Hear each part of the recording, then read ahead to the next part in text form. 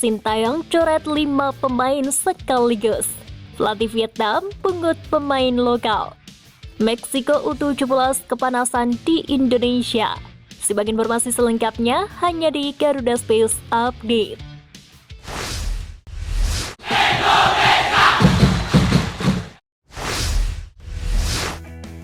Sintayong telah mencoret 5 pemain timnas Indonesia yang dipanggil melawan Brunei Darussalam jelang menghadapi Irak dan Filipina di babak kedua kualifikasi Piala Dunia 2026 pada 16 dan 21 November. Dari 27 pemain yang dipanggil, tidak terdapat kapten timnas Indonesia Farudin Arianto diandalkan melawan Brunei. Sementara 4 nama lain yang tidak diikutsertakan yakni Syahrul Trisna, Yancho Sayuri, Zaki Ashraf, dan Marcelino Ferdinand. Kini menarik untuk menanti gebrakan yang dihadirkan Sintayong bersama timnas Indonesia di putaran kedua kualifikasi Piala Dunia 2026. Start Update dibutuhkan skuad Garuda demi meningkatkan kepercayaan diri menatap laga-laga berat selanjutnya. Timnas Indonesia dan Vietnam ternyata memiliki cara yang berbeda dalam menyambut dua turnamen penting seperti kualifikasi Piala Dunia 2026 dan Piala Asia 2023. Saat ini PSSI tengah mengerjakan berkas naturalisasi 2 nama calon pemain timnas Indonesia. 2 nama yang tengah diproses permohonan naturalisasinya oleh PSSI adalah Jay Itzes dan Nathan Joaon, serta Kevin Dix yang baru saja mengumumkan minatnya membela skuad Garuda. Hal itu berbeda dengan yang dilakukan Philippe Troussard bersama timnas Vietnam. Pelatih asal Prancis tersebut justru tertarik memakai jasa pemain lokal, kendati mengalami penurunan performa di beberapa pertandingan terakhir. Proyek naturalisasi pemain timnas Indonesia mendapatkan pengakuan positif dari media Korea Selatan Best 11. Dalam laporannya, media tersebut menilai bahwa strategi menaturalisasi pemain keturunan Indonesia dinilai lebih baik ketimbang Cina. Best 11 menganggap Sintayong memilih pemain keturunan Eropa untuk dinaturalisasi sebagai menipiskan kesenjangan kualitas timnas Indonesia dengan tim-tim top Asia. Kendati demikian, media asal Korea Selatan itu menilai 6 pemain naturalisasi yang ada di timnas Indonesia sudah cukup banyak. Namun hal tersebut dianggap lebih baik dibandingkan Cina yang harus mengeluarkan banyak uang untuk membuat seorang pemain mau berganti warga negara. Media Vietnam Bagiao Tok ikut terpukau dengan bek timnas Indonesia Elkan Bagot. Media tersebut menyoroti kesuksesan Elkan Bagot yang baru mencetak gol perdananya bersama klub Inggris Ipswich Town Piala Liga Inggris 2023-2024. Bagiao Tok menyebut Elkan Bagot mengukir secara sepak bola Asia Tenggara sebelum bertemu timnas Vietnam. Diketahui Elkan Bagot menjadi pemain pertama Indonesia yang mencetak gol di Piala Liga Inggris serta menjadi pemain ASEAN pertama yang sukses membobol gawang kontestan Liga Inggris.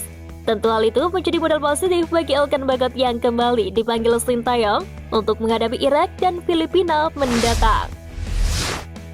Pemain keturunan timnas Indonesia Stein Patinama dilaporkan bakal meninggalkan klub Norwegia Viking FK pada akhir musim ini.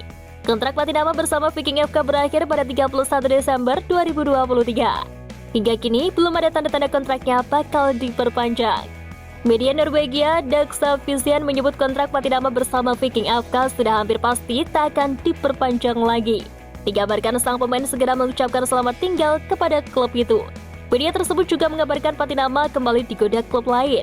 Tak disebutkan klub mana, namun pemain berposisi back itu digoda klub dari luar Norwegia. Tak tanggung-tanggung, Patinama disadari tawaran kenaikan gaji yang begitu tinggi yakni 2 kali lipat gaji di Viking FK. Sehari tiba di Surabaya, pelatih Panama U17 Maxtam mengaku sudah tidak sabar untuk segera menggelar latihan untuk Piala Dunia U17.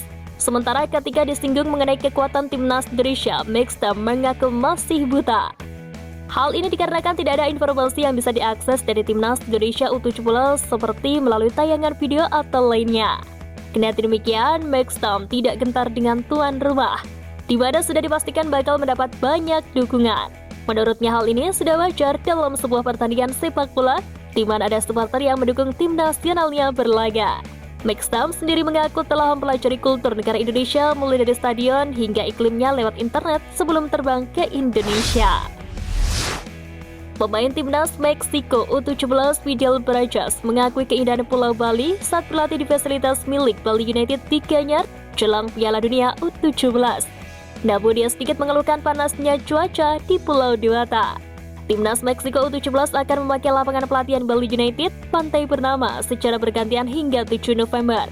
Selain mereka, ada pula Timnas Amerika Serikat U17, Timnas Jepang U17, dan Timnas Kanada U17. Para punggawa Timnas Indonesia U17 menyambut Piala Dunia U17 2023 dengan penuh semangat. Skuad Hasan Bima Sakti bahkan sudah mempersiapkan selebrasi dari jauh-jauh hari jika berhasil pencetak gol. Sang striker Arkan Kakak mengaku memilih melakukan selebrasi sujud syukur jika mampu menyelesaikan gol. Setidaknya ada 4 pemain lain yang juga punya rencana serupa, yakni Iqbal Gucangge, Sultan Zaki, Nabil Ashura, dan Muhammad Kafiatur. Di lain sisi, Sultan Zaki mengaku bakal melakukan selebrasi yang tengah viral ala Jude Bellingham. Sementara itu, Wilber Cherry menyiapkan selebrasi berbeda dari rekan-rekannya. Dia mengatakan bakal melakukan selebrasi khusus yang dipersembahkan untuk kedua orang tuanya, yakni Elis Angelo Jardim de Jesus dan Liliana Halim. Filipina sedang dalam krisis supporter jelang melawan Timnas Indonesia dalam kualifikasi Piala Dunia 2026 di Stadion Rizal Memorial. Dikutip dari Pilster, Federasi Sepak Bola Filipina berharap laga melawan Vietnam dan Indonesia jadi momentum kembalinya dukungan supporter kepada The All-Stars.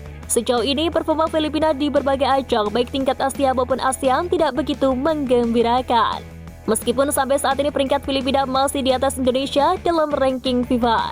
Diketahui Filipina mulai bangkit sejak FIFA Matchday Juni. Sejak itu, dalam 6 pertandingan terakhir selama FIFA Matchday, Filipina menang 3 kali, 1 imbang, dan 2 kali kalah. Pelatih Timnas Indonesia Sintayong menunjukkan sikap bahwa ia tak bisa diatur oleh netizen atau warga internet dalam pemilihan skuad Garuda. Hal itu terbukti kala Sintayong kembali tidak memanggil Stefano Lillipali guna menghadapi Irak dan Filipina. Padahal Lillipali tengah dalam performa terbaiknya bersama Borneo FC musim ini. Diketahui Lillipali sudah tak dilirik oleh Sintayong. Bahkan sejak Timnas Indonesia tampil di putaran pertama kualifikasi Piala Dunia 2026 zona Asia Oktober lalu. Hal ini membuat beberapa pihak juga bingung. Bahkan bos Borneo FC Nabil Hussein juga sempat menanyakan pilihan Sintayong atas dasar apa. Namun asisten STY Novarianto menjelaskan bahwa hal tersebut berkaitan dengan kebutuhan serta taktik tim. Polemik mengenai bendera Palestina dalam pertandingan Liga 1 sempat muncul dalam beberapa hari ke belakang. Muncul video viral fans Persija Jakarta dan Persib Bandung dilarang untuk mengibarkan bendera Palestina di stadion. Dilansir dari akun TikTok @supporter_Indomalai, terlihat salah satu panpel atau pihak keamanan yang ingin berusaha untuk melepas bendera Palestina, namun dihalangi oleh supporter Persija Jakarta. Hal serupa pun dialami oleh penggemar Persib Bandung yang mendapatkan perlakuan kurang mengenakan dari panpel atau steward yang melepas bendera Palestina di pagar penonton. Namun sesuai regulasi FIFA yang mengatur mengenai safety and security membahas mengenai pengibaran bendera dan sejenisnya di stadion. FIFA menganggap aktivitas polemik dan agama adalah hal yang dilarang. Sementara itu regulasi Komisi Disiplin PSSI mengatur pengibaran bendera dalam pasal 70. Bendera menjadi salah satu benda yang dilarang dalam pasal yang mengatur mengenai tanggung jawab dan tingkah laku buruk penonton.